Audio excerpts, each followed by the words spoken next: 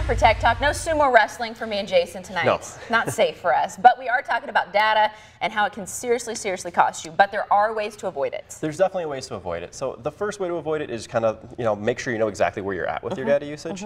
So some of the things you can do, a lot of the carriers now are going to have an app that you can go right to. Yep. So AT&T has a My AT&T app. It's going to tell you exactly how much data real time that you're using and who's using it. So which person, which device is actually consuming the most data. So you can blame the person and tell them to stop using it.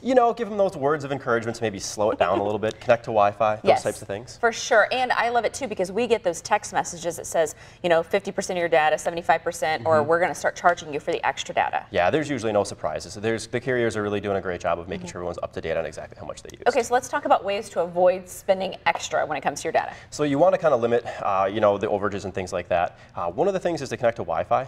Now, there's two things you want to think about when you connect to Wi-Fi. If you're out in public, is it an open Wi-Fi or is it a secure Wi-Fi? Because there's things you want to limit if it's open Wi-Fi.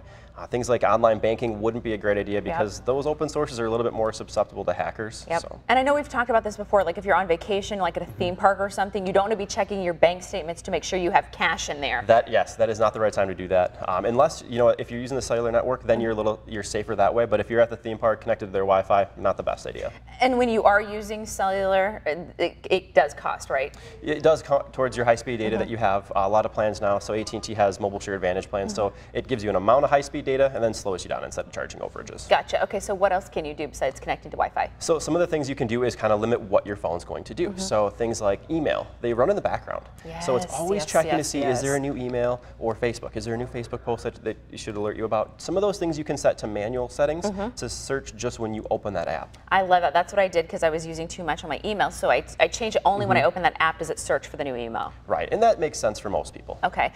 Anything else that we should be looking for? You can also turn, so your apps update. There's a lot of benefits that making sure your apps are up to date as well. So setting that to just update on Wi-Fi saves your cellular data. And then like too, if you are like at home, make sure that your Wi-Fi is always on. Yes. Everyone accidentally click it off. Well, right, and speaking of Wi-Fi at home too, the Wi-Fi assist, so for example on iPhones, there's a setting that you can turn on that'll actually turn off Wi-Fi and use cellular if the Wi-Fi is not as fast as the cellular network. So that's a good setting to check and see if maybe you want to turn that one off. Absolutely, really good advice. Nobody wants to go over and have that extra on their bill. Not a good surprise. All right, thanks for being with us. For more information about ways to save your data, just visit our website and click on the story. Today's Take with Charlie Sakaitis is coming up next. Stay with us.